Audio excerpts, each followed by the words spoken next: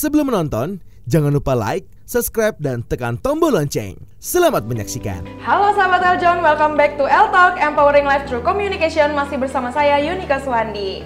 Dan kali ini kita masuk ke segmen Pacul, Pakar Curhat loh. Nah, sahabat Eljon, kali ini kita mau menanggapi hal-hal yang ingin dicurhati mungkin oleh narasumber kita yang sudah kita hadirkan di sini, yang nanti akan ditanggapi oleh kedua panelis kita. Boleh mungkin langsung tanpa berlama-lama, mungkin sudah dipersiapkan ya kata-katanya. Sudah jadi satu naskah sendiri. Iya, itu dia. Jadi buku. Iya, karena memang jadi pengusaha itu kan harus banyak aksinya kan. Betul. Jadi bukunya pasti tebal nih kalau bikin buku nih. Ya, kalau dengar cerita saya memulai bisnis itu boleh dibilang masa dari mulai SMP. Wow. Banyak pengalaman, jatuh bangunnya itu membuat saya tuh sangat mengenal sekali gitu ya. Jadi Arya ya. Kadang-kadang begini ya. Jadi kita udah ketemu orang partner gitu ya. Kita lihat komunikasi sudah cocok, bagus gitu enak. Tetapi ternyata dalam proses perjalanan nggak semudah itu juga. Ternyata dia itu terlalu mendominasi. Sehingga yang kita mau begini, dia pokoknya mau begitu gitu. Nah, kalau dia sudah seperti begitu, ya akhirnya kan semua orang lain nggak ada harganya begitu. Istilahnya nggak ada ide apapun juga udah nggak dipentingkan lagi. Ide dia udah paling benar gitu. Nah, jadi kadang-kadang kita ketemu orang yang punya kemampuan juga berkomunikasi bagus, tetapi karakter juga ikut menentukan. Nah, karakter inilah yang sebetulnya yang mendorong orang itu berbisnis bisa menjadi cuan atau tidak, dari situ utamanya dulu. Kemampuan komunikasinya benar, tetapi butuh juga karakter attitude, mental attitude yang benar juga.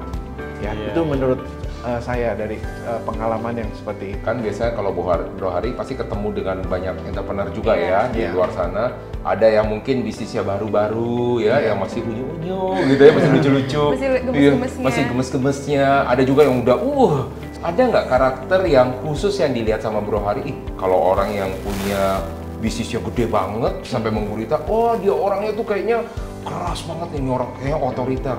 Wah, ini sejenis hampir 11-12 dengan diktator. Atau kalau orang yang masih unyu-unyu, wah ini orangnya mah terlalu kayak tadi misalkan dibilang supel banget, bisa apa kayak gimana, sehingga Bro Hari lebih memilih yang seperti kayak gimana sih? Ya, kalau saya melihat sebetulnya dari orang-orang yang sukses besar gitu ya. Sukses besar ya. Memang dia punya karakter yang kuat terhadap visi misi dari perusahaan itu. Jadi itu yang membuat dia menonjol dan menjadi bagus gitu. Kuat di dalam memegang prinsip atau seperti apa?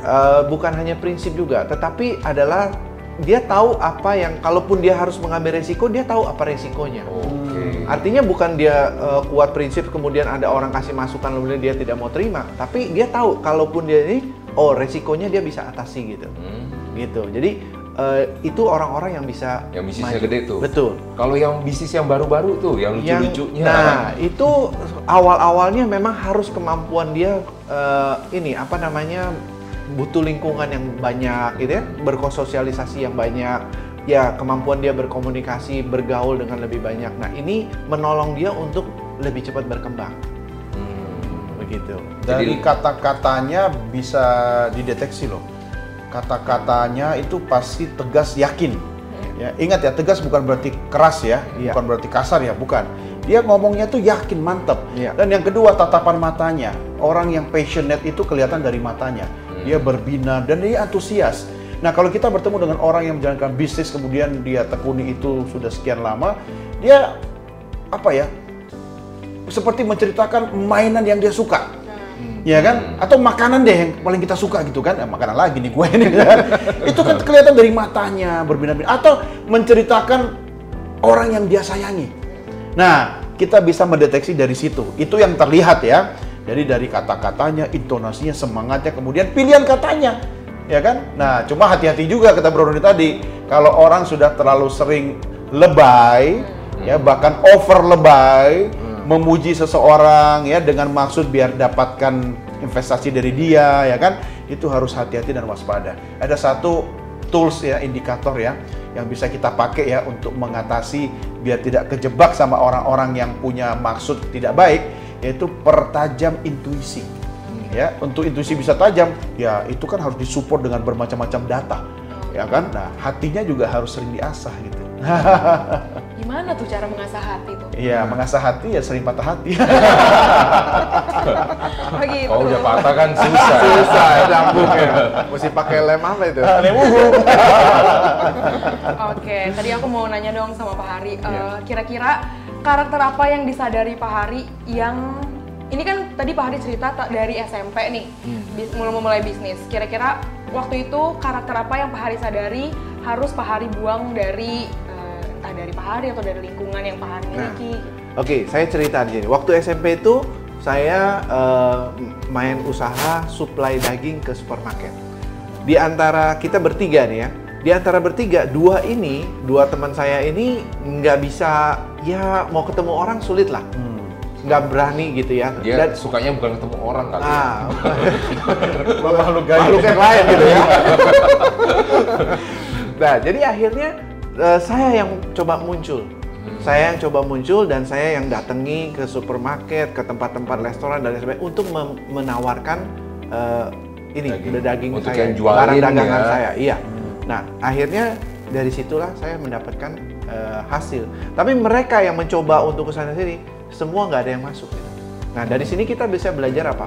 Awal-awal kita memang kalau mau membangun, kita harus memang punya kemampuan bagaimana berkomunikasi yang baik dengan orang. Begitu.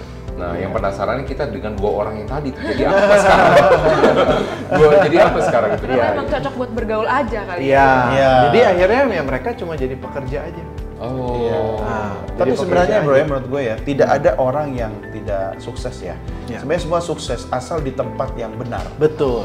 Ya kan, ketika kita jadi pemimpin pun kita juga harus tahu menempatkan staf atau karyawan kita sesuai dengan bidangnya. Ya. Saya ada pengalaman dulu waktu Betul. masih bekerja di perusahaan orang ya. Saya difasilitasi untuk membentuk sebuah departemen baru. Nah, ketika tidak ada rekrutmen baru kan yang direkrut, yang diambil adalah karyawan-karyawan sudah ada kan. Iya. Nah, kalau saya minta prosesnya lama. Akhirnya yang sudah ada nih dipindahkan kan. Nah, nggak mungkin kan saya dikasih yang paling bagus sama yang departemen lain kan. Iya. Yang bagus pasti di-keep sama dia dong. Iya. Gua dikasih lah, ada berapa puluh orang waktu itu ya. Yang ajaib-ajaib ya. Ya, ajaib-ajaib, yang unik-unik gitu kan. Iya, iya. Tapi Unyu-unyu. benar bro, saya selalu melihat mereka unik. Iya. Ya kan? Iya. Nah, yang penting adalah semua orang baik, semua orang bisa sukses asal kita tahu cara menangani dan menempatkannya. Apa yang terjadi dalam waktu sekian bulan, orang yang, contoh sekretaris saya waktu itu, ketika di departemen sebelumnya, dia dianggap orang tidak bisa apa-apa. Tapi di tempat saya, luar biasa, hebat loh. Sampai orang kaget gitu loh. Loh kok dia begitu ya? Kan di sana dia begono begini. Ya tergantung treatmentnya. Lagi-lagi communication skills. Iya. Ya kan, kalau kita mampu men-treat orang dengan tepat, baik, dia bisa jadi sumber support cuan kita loh. Iya. Kenapa? Kalau kita dalam perusahaan itu kan nggak bisa sendiri kan. Pemimpin harus mendistribusikan idenya kepada timnya, menerjemahkan kepada stafnya, karyawannya, biar bisa jalan serempak gitu kan. Kayak konduktor musik begitu loh. Nah kalau dia nggak memahami, oh yang ini karakternya kayak gini, ini nggak bisa dikerasin gitu kan. Semua dianggap sama, susah. Nanti ujungnya apa? Di demo, pada kabur semua karyawannya. Ya memang apalagi namanya pengusaha ya. Pengusaha itu kan berarti tidak di sendirian. Ya. Dia bareng dengan orang lain. Bareng, ya. ya. Jadi bagaimana dia bisa men-treat dari mulai dia rekan bisnisnya, dari kliennya, mungkin dari suppliernya, dan juga jangan lupa loh ya, ada karyawan-karyawannya dia itu merupakan juga aset sebenarnya. Aset, iya. Jangan selalu berpikir, waduh karyawan gua nih sumber cost-nya nih setiap bulan mesti gua gaji kan, Iya, akhirnya iya. ditekan, loh mesti apa lagi nih, kayaknya dia nggak kerja, dia gua kasih lagi. Akhirnya membuat apa? Orang itu jadi malas. Betul ya? iya, Membuat orang jadi malas. Jadi kalau kita berpikir pada dasarnya, makanya balik lagi mindsetnya kita ya sebagai seorang pebisnis, kita harus bisa rubah, betul ya? Betul, Bro Hadi ya? betul. Mindsetnya jadi bagaimana kita bisa mengkaryakan ya, membuat orang lain istilahnya bisa menjadi lebih baik lagi nanti ke depannya, Ya. baik secara sejahtera dalam materi, ya kan, berkembang dari ilmu dan lain-lain sebagainya. Kita harus bisa men-treat orang, tadi yang dibilang sama Bro Doni itu, Iya. men-treat orang supaya mereka merasa apa? Mereka dihargai. Oh, saya berkembang ya. Iya. Oh ya, saya bisa mendapatkan sesuatu. Terkadang ya, yang orang itu membuat orang pindah dari suatu pekerjaan ya, bukan karena gajinya Nah. itu direndah daripada Iya. tempat lain. Ada loh teman saya itu ya, pindah dari perusahaan internasional ke perusahaan yang lokal. Bukan gara-gara gajinya kurang. Justru dia udah tahu ketika pindah yang lokal, gajinya lebih rendah. Tapi gara-gara apa? Wah, di situ kompetisinya bro. Atasan gua ngomongin satu kebun binatang lengkap dari A sampai Z. Dia sebutin Berarti bosnya pecinta hewan. Iya, setiap hari dikeramasin. Nah, dia suka ke salon kan artinya. Ya kan? Nah, akhirnya dia pindah ke sini. Kenapa? Gue mendapatkan kedamaian. Ya, balik lagi setiap orang mempunyai tujuan yang berbeda-beda. Begitu juga pasti dengan namanya pengusaha. Betul. Ya. Tapi kan aku penasaran juga nih. Tadi kan kata Kak Doni ini kita harus memahami orang itu tadi sebagai aset gitu. Tapi pernah nggak sih menemukan satu fenomena asik fenomena atau kejadian kayak kita udah Itu mencoba dunia mistis menghargai, ya. udah menghargai, terus Iya. juga kita udah coba untuk memahami dia, tapi mungkin emang dasarnya dia aja kali ya yang kayak gitu. Oh, aku mah sering ya. Nggak tahu nanti Bro Hari seperti apa, sekaligus minta tipsnya ya Bro ya. Tapi ketika sudah dijalani kemudian tidak sesuai ekspektasi ya nggak apa-apa.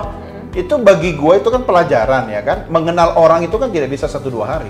Bahkan saya pernah berkawan sama orang lebih 10 tahun, 12 tahun, kemudian di akhir perkawanan, artinya hanya cocok jadi kawan, kalau bisnis nggak cocok gitu kan. Ya akhirnya jadi tahu, oh ada karakter yang seperti ini gitu. Biarin aja, yang salah itu kalau kita sudah tahu dia kayak begitu, kita masih terus-terusan ya gabung sama dia ya kan. Jadi saya percaya bahwa hidup adalah sebuah proses. Ketika menemukan sesuatu yang tidak sesuai, kita ambil hikmahnya. Sementara hikmah itu kan yang punya toko di ujung jalan. Nah, Bro, gue pengen tahu nih ya, kasih tips dong sekalian buat kita-kita nih. Caranya untuk antisipasi menghindari hal-hal negatif tadi, tapi plus sekaligus bisa mengundang cuan lebih banyak gimana nih? Iya, jadi begini. Seperti tadi Bro Doni bilang tuh betul sekali ya. Jadi kita harus tahu dulu bagaimana menempatkan. Jadi setiap orang tuh kan unik gitu. Dan kita harus mesti kasih kesempatan untuk orang mengeksplor dia punya kemampuan dulu. Nah, tinggal kita nih sebagai kalau pemimpin ya kita bisa membaca dia. Ya mungkin dia belum cocok di situ. Nah, lebih bagus kalau saya ya karena bisnis kan nggak boleh hanya sekedar hanya hati juga gitu kan. Karena kalau cuma hati nanti semuanya isi di dalamnya orang-orang yang cuma karena ini bukannya berbisnis, panti asuhan.